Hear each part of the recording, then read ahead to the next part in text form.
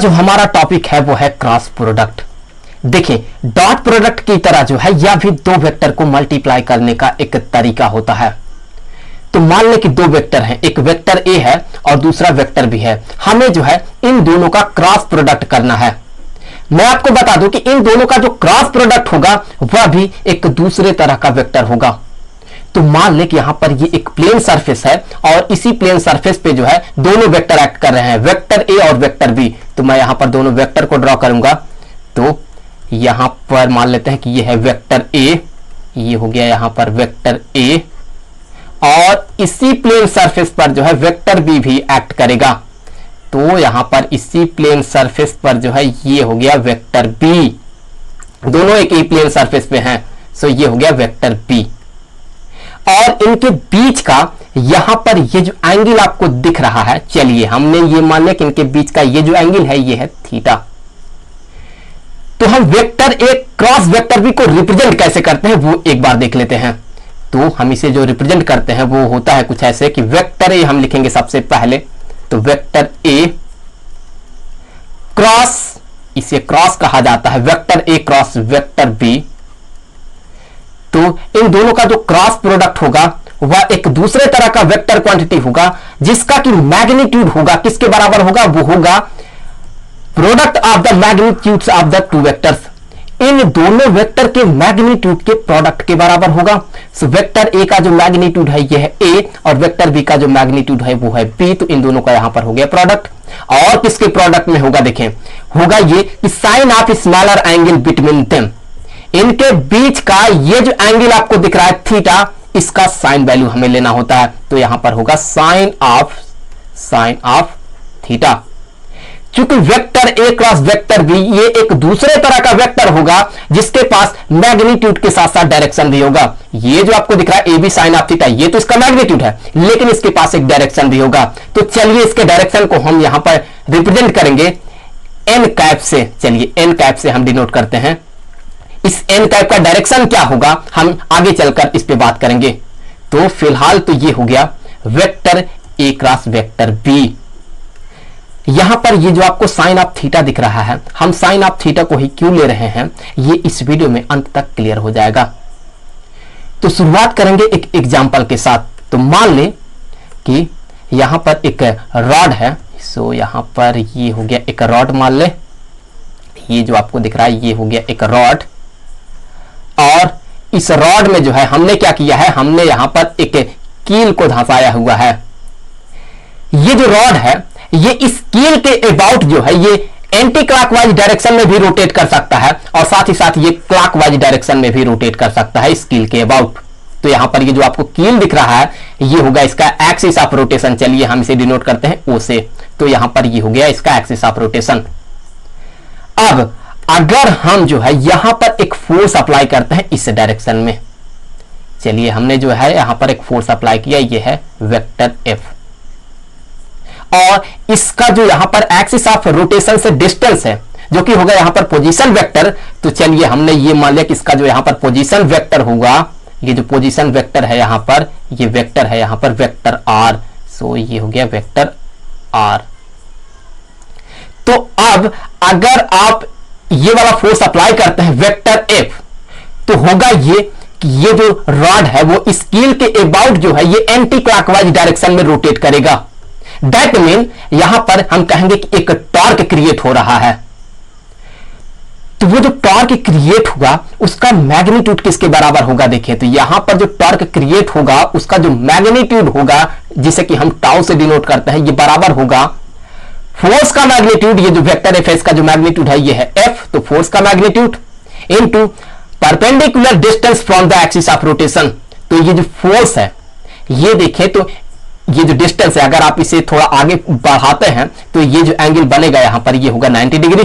तो हम कहेंगे कि ये इसके साथ परपेंडिकुलर है। तो परपेंडिकुलर डिस्टेंस हमें लेना होता है। दैट मीन यहां पर ये जो आपको आर दिख रहा है इसे हमें जो है मल्टीप्लाई करना होगा। तो ये हो गया फोर्स का magnitude into perpendicular distance from the axis of rotation जो कि है आर। तो अब यहां पर ये क्या है, ये हो गया टॉर्क का मैग्नीट्यूड। अब अगर ये जो फोर्स है इसे जो है हम इस वेक्टर आर के साथ 90 डिग्री बनाते हुए न लगाएं तब क्या होगा, एक बार उस सिचुएशन को भी कंसीडर कर लेते हैं। तो मान ले कि यहां पर वही रॉड है, सो ये वही रॉड है और ये वही रॉड है, और इस रॉड में हम क्या करेंगे, हम यहां पर एक कील को धंसाएंगे। ये हो गया कील जो कि होगा इसका एक्सिस ऑफ रोटेशन। अब हम क्या करेंगे, अब हम जो है यहां पर जो फोर्स अप्लाई करेंगे वो फोर्स यहां पर इस डायरेक्शन में अप्लाई करेंगे। चलिए हमने ये जो फोर्स अप्लाई किया, फोर्स का मैग्नीट्यूड वही है अभी भी, तो वही फोर्स है, ये है वेक्टर एफ, और इसका जो पोजीशन वेक्टर है वो पोजीशन वेक्टर आर ही है। तो ये हो गया इसका पोजीशन वेक्टर जो कि होगा यहां पर वेक्टर आर। तो अब देखिए आप यहां पर जो हम फोर्स अप्लाई कर रहे हैं वो फोर्स का जो डायरेक्शन है वो इस डायरेक्शन में नहीं है, हम इस डायरेक्शन में फोर्स को अप्लाई नहीं कर रहे हैं, बल्कि जो हम फोर्स अप्लाई कर रहे हैं उसका डायरेक्शन ये वाला है, ये है आपकी बार फोर्स का डायरेक्शन। तो यहां भी एक टॉर्क क्रिएट होगा, ये जो यहां पर रॉड है वो यहां भी एंटी क्लॉकवाइज डायरेक्शन में कुछ ऐसे रोटेट करेगा, यहां भी टॉर्क क्रिएट होगा, लेकिन क्या टॉर्क का जो मैग्नीट्यूड है वो इसी के बराबर होगा, एफ इंटू आर के बराबर? ये एक बहुत ही इंपॉर्टेंट मुद्दा है यहां पर। इसके लिए अगर आप देखें, अगर मैं यहां पर ये जो आर है इसे थोड़ा आगे बढ़ाता हूं तो फिर यहां पर देखें ये जो एंगल बनेगा, यहां पर ये जो एंगल बनेगा, क्या ये यहां पर 90 डिग्री का होगा?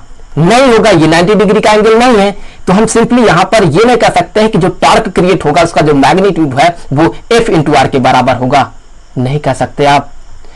तो अब क्या किया जाए, अब जो है हम इस फोर्स को दो परपेंडिकुलर एक्सिस में स्प्लिट करेंगे। तो एक कंपोनेंट हो गया यहां पर इस डायरेक्शन में, और दूसरा इसी पे परपेंडिकुलर होगा, वो हमने मान लिया कि वो जो है वो है यहां पर इस डायरेक्शन में। सो ये हो गया दूसरा कंपोनेंट इसी पे परपेंडिकुलर। तो अगर ये मान ले कि यहां पर ये जो एंगल बन रहा है ये एंगल है थीटा, अगर आप इस फोर्स को यहां पर इस फोर्स को पैरेलली शिफ्ट करके यहां पर ले जाते हैं, मतलब अगर आप यहां पर जो है ये फोर्स वेक्टर एफ को यहां पर ऐसे ड्रॉ करते हैं, ये है अगर वेक्टर एफ, तो फिर यहां पर ये जो एंगल बनाएगा वेक्टर आर के साथ अगर ये थीटा बनाएगा तो यहां का ये जो एंगल है ये भी होगा थीटा। सो उसी लॉजिक से यहां पर हमने मान लिया कि यहां पर एंगल है थीटा। तो अब एक कंपोनेंट जो है यहां पर ये हो गया यहां पर एफ कोसाइन ऑफ थीटा, और दूसरा जो कंपोनेंट होगा वो होगा यहां पर एफ साइन ऑफ थीटा। तो ये जो कंपोनेंट होगा ये वाला, ये होगा यहां पर एफ साइन ऑफ थीटा। तो यहां पर हमने क्या किया, हमने जो है इस फोर्स को दो परपेंडिकुलर एक्सिस में स्प्लिट कर लिया। अगर आप इन दोनों का जो है वेक्टर एडिशन करते हैं तो फिर से आपको ये वेक्टर एफ ही मिलने वाला है। तो यहां पर ये जो टॉर्क क्रिएट हो रहा है उस टॉर्क को क्रिएट कौन कर रहा है, ये एफ साइन ऑफ थीटा कर रहा है या फिर एफ कोसाइन ऑफ थीटा कर रहा है? तो इसे समझने के लिए अगर मान ले कि यहां पर ये एक रॉड है, चलिए मान ले कि यहां पर ये एक रॉड है और यहां पर इसका है एक्सिस ऑफ रोटेशन। अब अगर आप जो है इस पर फोर्स इस डायरेक्शन में अप्लाई करते हैं, आप जो है इस रॉड को इस डायरेक्शन में खींच रहे हैं, आप इसे जो है इस डायरेक्शन में खींच रहे हैं, इस पर फोर्स जो अप्लाई कर रहे हैं उसका जो डायरेक्शन है वो ये है, इस डायरेक्शन में है। तो यहां पर क्या ये रॉड कुछ ऐसे रोटेट करेगा एंटी क्लॉकवाइज में या फिर ये रोटेट करेगा क्लॉकवाइज डायरेक्शन में? आप सोचें, अगर आप इस रॉड को ऐसे खींच रहे हैं इस डायरेक्शन में तो क्या यहां पर ये जो रॉड है वो घूमेगा? नहीं घूमेगा। इसका मतलब कि अगर हम इस डायरेक्शन में कोई फोर्स अप्लाई करते हैं तो टॉर्क क्रिएट नहीं होता है। तो यहां भी वही है, यहां पर ये जो इस डायरेक्शन में फोर्स एक्ट कर रहा है एफ कोसाइन ऑफ थीटा, क्या ये फोर्स इसमें जो है टॉर्क क्रिएट कर सकता है? क्या ये फोर्स इस रॉड को यहां पर ऐसे घुमा सकता है एंटी क्लॉकवाइज डायरेक्शन में? नहीं घुमा पाएगा। तो इसका मतलब एफ कोसाइन ऑफ थीटा जो है टॉर्क क्रिएट नहीं कर सकता है। तो फिर टॉर्क कौन क्रिएट कर रहा है? टॉर्क ये एफ साइन ऑफ थीटा कर रहा है। तो अब जो टॉर्क का मैग्नीट्यूड होगा वो देखें किसके बराबर होगा, तो यहां पर जो टॉर्क का मैग्नीट्यूड होगा ये बराबर होगा फोर्स का मैग्नीट्यूड। यहां पर देखें तो जो फोर्स का मैग्नीट्यूड है ये है एफ साइन ऑफ थीटा, क्योंकि यही टॉर्क क्रिएट कर रहा है। तो ये हो गया फोर्स का magnitude F sine of theta, तो यहां पर हो गया F sine of theta into perpendicular distance from the axis of rotation. तो यहां पर देखें तो ये वेक्टर आर के साथ ये जो एंगल बनाएगा, यहां पर ध्यान से देखें तो ये जो एंगल बनाएगा ये होगा 90 डिग्री का। तो हम जो है इस डिस्टेंस को ले सकते हैं, ये जो वेक्टर आर है इसके मैग्नीट्यूड को हम ले सकते हैं। तो यहां पर हम कहेंगे कि ये हो गया आर के। इसी को हम जो है कुछ ऐसे भी लिख सकते हैं कि यहां पर ये जो टॉर्क होगा इसे हम कुछ ऐसे लिख सकते हैं कि यह R into F into sine of theta के। अब इसी को रिप्रेजेंट करने का हमारे पास एक दूसरा तरीका होता है। वो क्या होता है, हम इसे लिखते हैं कि यह vector R cross vector F. अब vector R cross vector F ये एक दूसरे तरह का वेक्टर होगा जो कि होगा यहां पर टॉर्क। क्योंकि टॉर्क भी एक वेक्टर क्वांटिटी है तो यहां पर हम लगा देंगे एक एरो। तो यहां से हमें क्या पता चलता है, देखें यहां से हमें यह पता चलता है कि जब हम दो वेक्टर का vector R cross vector F, जब हम दो वेक्टर का क्रॉस प्रोडक्ट करते हैं तो हमें एक दूसरे तरह का ये वेक्टर क्वांटिटी मिलता है जो कि है टॉर्क। और इस टॉर्क का जो मैग्नीट्यूड है वो बराबर है एक वेक्टर के मैग्नीट्यूड के इंटू दूसरे वेक्टर के मैग्नीट्यूड के into sine of angle between them. तो ये हो गया। देखिए टॉर्क भी एक वेक्टर क्वांटिटी है तो इसके पास मैग्नीट्यूड के साथ साथ एक डायरेक्शन भी होगा। ये तो टॉर्क का सिर्फ मैग्नीट्यूड है लेकिन इसके पास एक डायरेक्शन भी है। वो डायरेक्शन क्या है ये आपको आगे पता चलेगा। सो इस लॉजिक से ही यहां पर इस फार्मूले को जो है लिखा गया है।